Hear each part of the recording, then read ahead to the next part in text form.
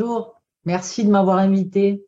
Et merci beaucoup pour votre présence parmi nous ce matin. C'est très, très intéressant de vous avoir parce que vous aussi, vous avez subi les affres de tout le monde par rapport à vos prises de position concernant la vaccination Covid. Et donc, Oui, ça n'arrête pas. voilà, et, on vous soutient sur Twitter, entre autres. J'ai vu. Merci. Et donc, voilà, c'est important. Je vous laisse la parole. Alors, je vais peut-être vous partager mon écran. Alors, en fait, donc, je ne sais pas si tout le monde me connaît. Je vais peut-être me représenter en 2 minutes. Donc, moi, j'ai un magistère d'économiste statisticien de l'Université de Toulouse. J'ai rapidement, après les études, monté ma société qui était une CRO, donc Clinical Research Organization, c'est-à-dire le sous-traitant de l'industrie pharmaceutique en ce qui concerne la gestion des données des services de recherche clinique. Et à ce titre-là, j'ai travaillé dans énormément d'essais cliniques, d'enquêtes post-autorisation de mise sur le marché. Et donc, le biostatisticien, son rôle, c'est donc de définir la méthodologie des essais cliniques en lien, en accord avec les cliniciens qui rédigent donc le fameux protocole dans lequel on va déterminer tout ce qu'on cherche, l'objectif de la recherche médicale, quels sont les critères d'efficacité, les critères de tolérance, comment on va les analyser, combien de fois les patients sont vus par les centres qui les recrutent, donc par les médecins qui les suivent, qu'est-ce qu'on mesure à chaque visite, etc. Donc, quand on a l'habitude de lire des protocoles, et moi j'en ai lu peut-être 1000 dans ma vie, soit parce que je les ai rédigés, soit parce qu'on m'a demandé des devis dessus, soit parce que j'ai fait uniquement la partie gestion des données, c'est-à-dire récupération mise en place de la base de données, ou soit que j'ai fait les statistiques, etc. On a l'habitude de lire les protocoles et donc on sait lire forcément les rapports cliniques puisque le statisticien, c'est celui qui fournit les tableaux au médecin qui va rédiger le fameux rapport qui va être soumis aux autorités pour avoir une AMM ou pas. Donc évidemment, quand on fait les rapports, on sait les lire, hein. Donc contrairement à ce qui circule depuis 2 ans là, avec ces médecins qui se prennent pour Dieu Tout-Puissant, ce ne sont pas les médecins qui font les analyses des essais cliniques, ça n'a jamais été des médecins, ce sont des biostatisticiens. Si c'était des médecins, ça se saurait.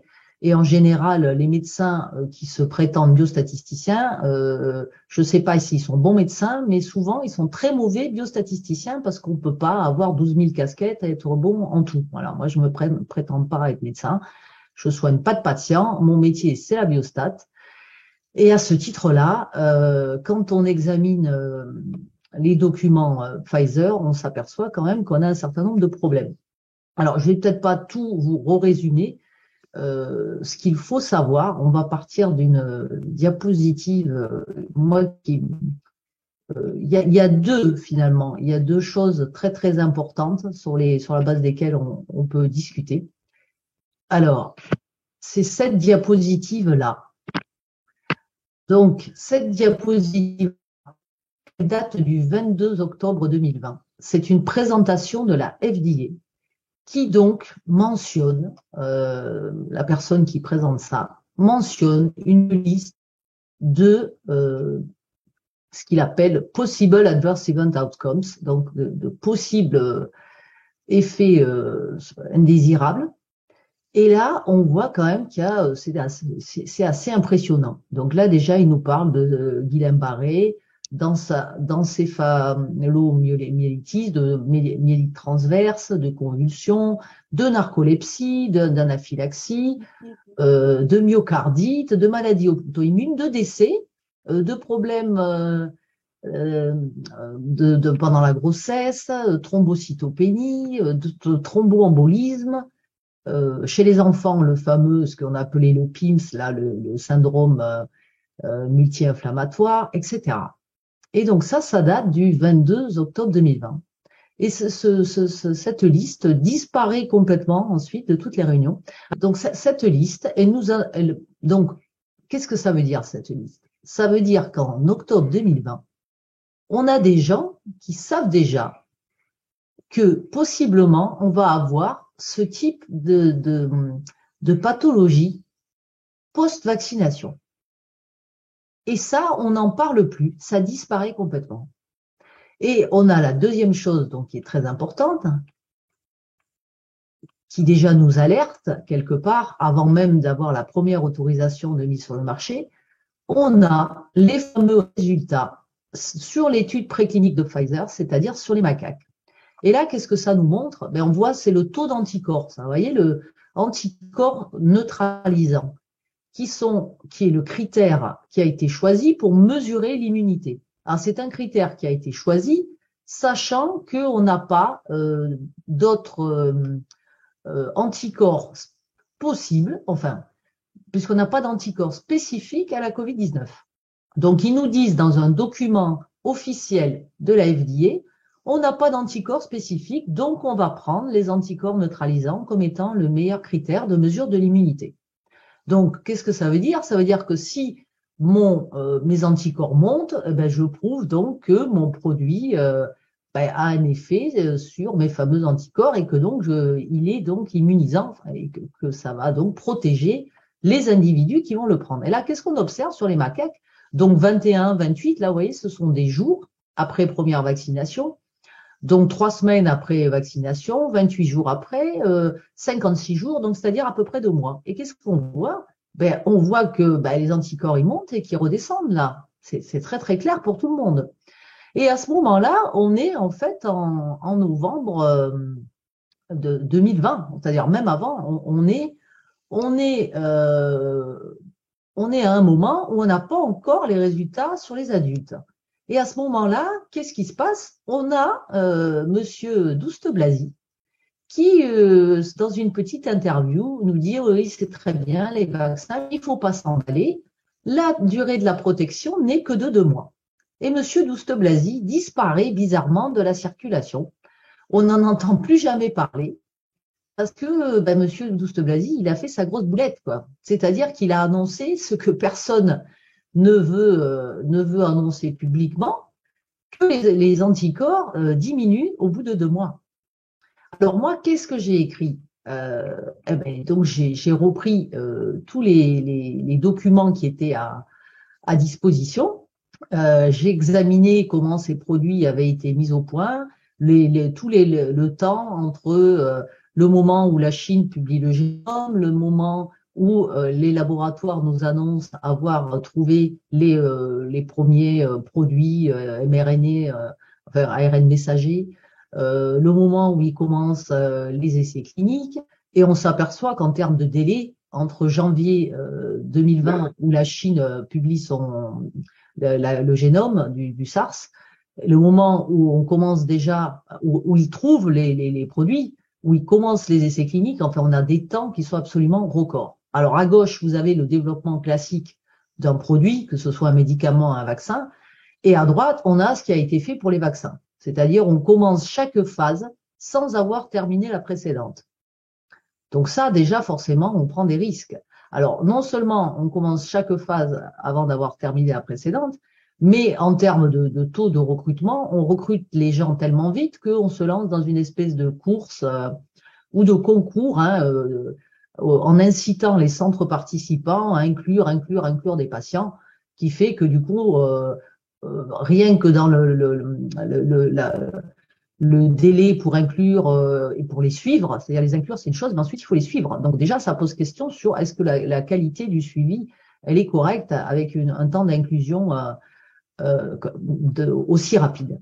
Et donc, quand on examine les résultats d'efficacité, on s'aperçoit que leurs fameux 95% qui nous annoncent, ils ne portent que sur ce fameux critère Covid symptomatique confirmé par test PCR. C'est-à-dire que si je ne fais pas de test PCR, je n'ai pas de confirmation, donc je n'ai pas d'échec pour le vaccin. Et dans la façon de reporter en fait de ce critère-là, j'ai ce qu'on appelle des biais, c'est-à-dire que j'ai moins de reports pour le groupe vaccin, pour une raison, bon, on va pas rentrer dans les détails. Et si on avait pris donc la sérologie antinucléocapside, qui donc mesure juste est-ce que la personne est tombée malade ou pas pendant l'essai clinique, ce qu'on appelle du coup la séroconversion. Là, on s'aperçoit que l'efficacité du vaccin, c'était plus autour de 55-56%. Donc ce tableau sur la droite, c'est moi qui l'ai calculé à partir des documents rendus publics suite à action judiciaire aux États-Unis. C'est la table ADVA, c'est une table SAS qu'on importe. Enfin, c'est le fichier XPT qui est sur les sites des docs rendus publics et qu'on peut donc importer dans le logiciel SAS avec lequel a été donc réalisée l'analyse. Alors, un petit point sur ces docs rendus publics. Donc, on a énormément de documents qui sont des listings. Que sortent les statisticiens, hein, c'est-à-dire que tous ces documents-là, c'est très familier pour moi parce que c'est exactement le travail qu'on faisait en tant que biostat. Donc, on sort des tableaux et on sort des listings, évidemment, de patients. Et les tables SAS qui sont rendues publiques, donc leur fameux fichier XPT, à l'intérieur, tout est fait pour qu'on ne puisse pas refaire les calculs. C'est-à-dire que ces tables, elles doivent respecter un certain format qui s'appelle le format CDISC, qui est un format réglementé pour les soumissions, dans lequel on a la liste de comment doivent s'appeler les tables SAS, c'est-à-dire les tables de la base de données. Parce qu'une base de données, c'est pas un seul fichier avec toutes les mesures, c'est peut-être 15, 20, 25 fichiers indépendants qu'on va coller les uns avec les autres pour faire nos calculs. Et c'est sur la base de ces calculs qu'on va donc sortir des tableaux, comme on a à gauche ici. Voilà, ça c'est un statisticien qui sort ça par programmation. Quand on fait ce travail-là, on enregistre le log, le moment où notre programme tourne, pour en cas d'audit, pouvoir prouver que notre programme a tourné sans erreur. Donc tout est extrêmement tracé. Et quand on a un audit, c'est ça qu'on montre à l'auditeur pour prouver que on travaille dans des règles qui suivent donc les fameuses bonnes pratiques cliniques. Donc tout est fait dans ces fichiers qui sont rendus publics pour qu'on ne puisse pas refaire les calculs. C'est-à-dire que les variables qui sont mises dans ces différents fichiers, elles sont pas réglementaires. Il n'y a pas les populations comme il devrait y avoir. Il n'y a pas le groupe de traitement. Ça, c'est pour nous empêcher de refaire les calculs. Donc même dans les documents rendus publics, ils se débrouillent pour mettre à disposition des tables SAS, donc les fichiers de données qui sont opaques, pour nous empêcher de les refaire. Bon, alors on s'en sort à peu près, mais c'est compliqué. Enfin, c'est pas simple et on n'est pas toujours tout à fait sûr de ce qu'on fait. Mais bon, globalement, on sait par exemple dans la table ADVV là que on a moins de visites faites pour le vaccin en cas de Covid potentiel que pour le placebo. Donc, si je fais pas ma visite pour Covid potentiel, évidemment, je ne vais pas être diagnostiqué Covid. Donc, c'est un succès pour le vaccin.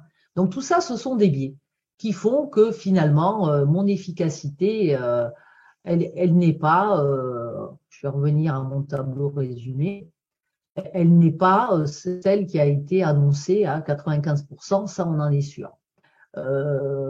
Qu'est-ce qu'on sait? Bon, alors on sait, pour en revenir à mon dosage des anticorps, que évidemment, sur les macaques, j'ai donc observé que j'avais une baisse de mes anticorps. Et qu'est-ce que j'observe en fait pour dans l'essai clinique? Je m'aperçois qu'il ne mesure pas donc ces anticorps au-delà de ces fameux 56 jours. C'est-à-dire que dans mon flowchart, c'est-à-dire dans mon calendrier des visites, j'ai un trou béant de suivi de mes patients et ça saute aux yeux quand on est habitué à lire des protocoles. J'ai une visite, c'est-à-dire le patient doit se rendre dans son centre de médecin qu'il a recruté 2 mois après sa dose et jusqu'à 6 mois, il n'a aucune visite. Et ce trou béant, pourquoi on n'a pas de visite au milieu? On n'a pas de visite parce que déjà, même chez les adultes, là, on observait que les anticorps commençaient à chuter. Et le plus gros manquement, là on parle beaucoup de ça ne freine pas la transmission, etc. On va revenir sur ça. Mais le plus gros manquement de l'essai clinique à Pfizer et de tous les essais cliniques vaccins, il est là. C'est-à-dire qu'on n'a pas dosé ces anticorps à 3 mois parce qu'on savait qu'on allait chuter.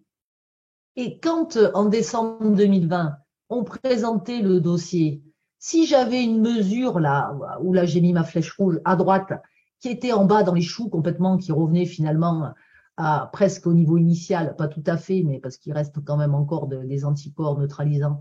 Mais si ça baissait fortement, quand on se met à la place des autorités, vous arrivez avec un dossier, ah ben oui, j'ai mon efficacité à 95%, bon, qui est fausse, mais ça, bon, les autorités n'ont pas fait de remarque là-dessus. Vous arrivez avec un rapport avec une immunité qui baisse comme ça. Est-ce que, du coup, à ce moment-là, je donne mon autorisation de mise sur le marché? Alors, peut-être que je la donne en disant oui, l'urgence, on va tous mourir, on n'a que les vaccins, ça va nous sauver la vie, etc. Mais dans ce cas-là, je ne peux pas dire à la population 2 doses et vous retrouverez votre vie normale. Donc, je ne peux pas faire ce narratif. Je suis obligée de dire, ah ben oui, mais l'immunité ne tient pas au-delà, sans doute, de 3-4 mois, et vous allez donc avoir droit à derrière des doses supplémentaires. Donc, vous comprenez pourquoi on ne mesure pas ces anticorps à ce moment-là. Parce que si je les mesure, je me mets soit en position de refus de mon produit, soit je me mets en position de devoir annoncer à la population, il n'y aura pas que 2 doses. Et ça change tout pour la com qui nous est assénée, rabâchée à ce moment-là, à partir de janvier 2021. Ça change tout pour la com. Les 2 doses et vous retrouverez votre vie normale, ça ne tient plus. Et en plus, on sait à ce moment-là, dans la vie de la HAS, que donc le laboratoire étudie un boost dès décembre 2020. Donc, ils savent parfaitement que ça va chuter. Ils font semblant de nous dire quelques mois après, oh, on vient de se rendre compte que ça chute. Donc, c'est comment? C'est de l'enfumage total, puisqu'ils le savent très très bien. C'est pour ça qu'ils ne mesurent pas. Et donc, il nous faut que ce fameux booster quelques mois après, comme s'ils venaient de se rendre compte que ça chute, mais ils le savent depuis le début. Et le plus gros enfumage des essais cliniques Covid, il est là. Il est là. Et donc, tout ça, ça a quoi comme conséquence? Donc, que ma pseudo-protection, elle dure 3-4 mois, que tous les 3-4 mois, il va me falloir donc ma petite dose supplémentaire. C'est pour ça qu'on en est à la 5e aujourd'hui, puisque de toute façon, ça ne tient pas. Mon efficacité, finalement, en termes d'efficacité, qu'est-ce que je sais? Je sais que depuis le début que ça ne freine pas la transmission, donc c'est dans la vie de la HAS. C'est dans la vie de la NSM. Alors aujourd'hui, là, ils sont tous en train de s'agiter. La transmission n'a pas été étudiée. Mais ça, on le sait depuis le début qu'elle n'a pas été étudiée. Donc, sur la base de quoi on nous a dit ça freine la transmission? Mais sur la base d'études en vie réelle. Ces études en vie réelle, donc, on choisit des méthodologies, finalement, qui vont nous donner raison. C'est-à-dire, si... il y a une utilisation frauduleuse des méthodologies, c'est depuis quelque temps, et donc il conclut que ça freine la transmission, alors que finalement on voit bien dans la réalité que ça ne freine rien du tout, puisque les gens qui sont vaccinés attrapent la maladie, la transmettent, et on trouve le moyen de nous faire des études qui prouvent le contraire. Donc, il y a un décalage total entre ce que nous disent les études et la réalité, comme il y a un décalage total entre les résultats de l'essai Pfizer et la réalité. Les 95%, dans la réalité, on les a jamais vus. Alors, du coup, ça, c'est le résultat sur le booster. Et vous voyez là où sont les anticorps, finalement. Là, là où j'ai mis la flèche, c'est le dosage avant booster. Donc, on voit bien que c'est complètement dans les choux. Et c'est donc cette chose qu'on sait depuis le début. Mais eux ne le reconnaissent qu'à partir de septembre 2021. Et c'est à ce moment-là qu'ils nous fourguent donc leur petit booster qu'ils étudient donc depuis décembre 2020. Alors, qu'est-ce qu'on a d'autre comme gros problème? Forcément, c'est la tolérance. Puisque ma tolérance, quand elle est évaluée sur des suivis qui sont très très courts, comme 3 mois maximum avec la moitié des personnes suivies moins de 2 mois, j'ai pas une bonne idée de ma tolérance. Quand j'ai des populations qui sont exclues, comme les femmes enceintes, les patients immunodéprimés, les patients fragiles avec comorbidité, les patients avec des maladies auto-immunes, tous ces gens-là sont exclus de l'essai clinique. Et qu'est-ce qu'on dit? En fait, c'est les premiers quasiment qu'on vaccine. Ça, c'est le plan de gestion des risques de novembre 2001. Donc, c'est exactement cette liste-là que je vous ai que j'ai mis à gauche. Et on a exactement la même chose dans le plan de gestion des risques de septembre 2022. C'est-à-dire que rien n'a été modifié, à part l'anaphylaxie qu'ils ont enlevé comme étant un risque maintenant, parce qu'ils nous disent, ah ben c'est connu. Ah ben comme c'est connu, on l'enlève, hein, c'est logique. Voilà, donc on a exactement la même chose en septembre 2020, septembre 2022, la même liste. On ne sait toujours pas, on n'a toujours pas de résultats d'essais cliniques sur les femmes enceintes ou allaitantes. On n'a toujours pas de résultats d'essais cliniques sur les patients immunodéprimés. On n'a toujours pas d'essais cliniques de résultats sur l'interaction avec d'autres vaccins. Et qu'est-ce qu'on nous dit? Ben, vous allez pouvoir vous faire la grippe en même temps. Ah bon? Mais sur quelle base je peux être sûr? Quels sont les documents qui me disent que si je m'administre le vaccin contre la grippe en même temps, je vais pas avoir des effets, des pathologies derrière parce que c'est des problèmes d'interaction des deux vaccins puisque ça n'a pas été étudié. Enfin, je n'ai pas de résultat. Donc tout ça, c'est vraiment un sacré problème. Donc les femmes enceintes, évidemment, on les vaccine au taquet, hein, on les encourage même à partir du premier trimestre. Donc c'est des prises de risque. En fait, voilà, en termes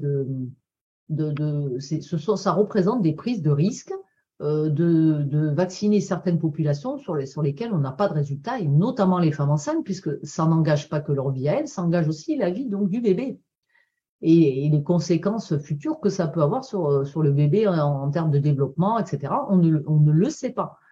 On a donc dans cet essai clinique de plus en plus des preuves de fraude manifeste, hein, puisque on a cette affaire Ventavia qui nous dit que les bonnes pratiques cliniques n'ont pas été respectées. Donc ça veut dire qu'il y a dans les centres de cette société aux États-Unis qui gérait donc des recrutements de patients et des suivis de patients, si les bonnes pratiques ne sont pas respectées, que l'aveugle, c'est-à-dire que dans le centre, normalement, les gens ne doivent pas savoir ce qui a été injecté au patient. Celui qui évalue les effets indésirables, etc., ne doit pas savoir ce que le patient a eu, puisque ça représente des biais dans son jugement. S'il sait que, par exemple, qu'il a eu le vaccin, il va avoir plus tendance à conclure, par exemple, que c'est une réaction, la pathologie dont lui parle le patient, c'est une réaction au vaccin plus qu'un Covid. Donc, c'est pour ça que c'est important de garder cet anonymat de produit. Donc, si ça, ce n'est pas respecté, c'est une violation aux bonnes pratiques cliniques. Tout ça, on le sait grâce à Brooke Jackson aux États-Unis, qui, elle aussi, se fait largement attaquer, hein. On sait qu'on a des effets indésirables graves qui ne sont pas reportés, puisqu'on a Augusto Roux qui a participé en Argentine, qui a été volontaire dans l'essai, qui a eu plusieurs effets graves qui ne sont pas reportés dans le rapport clinique. Donc ça, c'est de la fraude. On a l'affaire Madi Degaré aussi sur les adolescents. Bon, ça, j'en ai parlé souvent. Donc, on sait que l'évaluation de la tolérance dans ces essais est fausse. Et qu'est-ce que ça a comme conséquence? Ben, qu'en vie réelle, on observe tout un tas de choses qui finalement on est sûr que la tolérance est mal évaluée dans cet essai. Pourquoi on n'a plus jamais entendu parler de cette liste? Donc alors ça c'est donc ça a été filmé, hein, puisque c'est aussi dans un truc sur la chaîne de la FDA, la chaîne YouTube de la FDA, où on voit rapidement il l'a pas mis longtemps, hein, il a passé 2-3 secondes et choup, il a enlevé le transparent. Alors donc pourquoi avec tous ces problèmes-là, donc on voit bien l'efficacité, c'est proche du néant, la transmission ça n'a pas été étudié. Et ça, c'est usuel dans les essais vaccins, hein. Il faut pas faire tout un foin avec cette transmission, c'est tout à fait usuel. Il y a des tas d'essais vaccins. Moi, quand j'ai rédigé ce rapport que j'ai écrit, j'ai récupéré des protocoles vaccins, j'ai appelé des gens qui travaillent dessus. Donc, c'est tout à fait usuel. La transmission n'est pas forcément étudiée dans un essai clinique. C'est pas un vrai problème. Donc, bon, alors l'efficacité, c'est nul, zéro absolu. Soi-disant, l'effet sur les formes graves, on les cherche encore. Il y a un effet soi-disant sur les formes graves, mais pas sur la mortalité. Et la tolérance, donc la protection, on l'a vu, c'est la durée de la protection, les anticorps, c'est zéro. Et donc, on a un vrai problème de vraies mesures de la tolérance dans cet essai. Donc tout ça, ça nous amène à quoi? Ben, ça nous amène que on observe dans la réalité tout un tas de cas, de pathologies, de gens qui sont malades, forcément. Quand on a un essai bidon comme on l'a sur ces vaccins Covid, on observe dans la réalité des gros problèmes. Alors, à la NSM, on n'a pas grand-chose de déclaré finalement, hein, puisqu'on n'a que 182 000 cas. Donc, un cas déclaré, c'est une personne qui déclare ou son médecin. On sait, de par un papier donc, que je n'ai pas mis là, rédigé par notre amie, la chef des CRPV, Madame Jonville-Béra, qu'on a seulement de 1 à 10% reporté. Donc, si j'ai 1% reporté, ça veut dire que je multiplie ce chiffre par 100. Donc, les cas graves, j'en ai 25% de ça. Alors, c'est pour ça qu'on raisonne toujours en pourcentage, puisque finalement, en valeur absolue, on ne sait pas par rapport à ce sous-report, on ne sait pas. Et là, qu'est-ce qu'on a? J'ai mis que les signaux qui sont du vaccin Pfizer, puisque c'est celui le plus utilisé. Alors, ils nous disent, bon, sous surveillance, signaux potentiels, alors le zona, mais ils nous disent, bon, c'est pas vraiment, il n'y a pas, il y a pas de lien, il n'y a pas de lien vraiment identifié, les troubles du rythme cardiaque. L'évaluation européenne n'a pas identifié de lien. Donc, finalement, pour tout, il y a très peu de liens. C'est à part les myocardites qui le reconnaissent, pour tout le reste, il n'y a pas de lien. La thrombopénie, bon, enfin, on peut avoir n'importe quoi. Ils trouvent toujours le moyen de nous dire qu'il n'y a pas de lien, finalement. Et ça, c'est depuis longtemps hein, qu'ils font ça. Ah ben oui, ça c'est un gros problème. Et on le voit quand on parle avec les victimes, vous devez le savoir chez vous. Moi, quand je parle des victimes d'autres collectifs ou d'autres associations comme Verity France ou des Ou comme personnes OM en cycle, oui. où est mon cycle et où notamment je travaille beaucoup avec le React C19 parce que ce sont les gens les plus abandonnés dans toute cette histoire. Parce que quand on a une thrombose, bon, on est traité. Quand on a fait un arrêt cardiaque, on est traité. Bon, si on est mort, évidemment. Si on a des zonas, on est traité. Mais ces personnes de React C19, ce sont des gens qui ont des troubles neurologiques très graves et qui trouvent finalement des troubles de petites fibres nerveuses. Enfin, ils ont du mal à avoir des diagnostics précis et ce problème, le problème qu'ils rencontrent, c'est que ça touche absolument, ça peut toucher tous les organes, que ça soit le cœur, que ça soit le cerveau, des bruits métalliques, des problèmes d'acouphènes.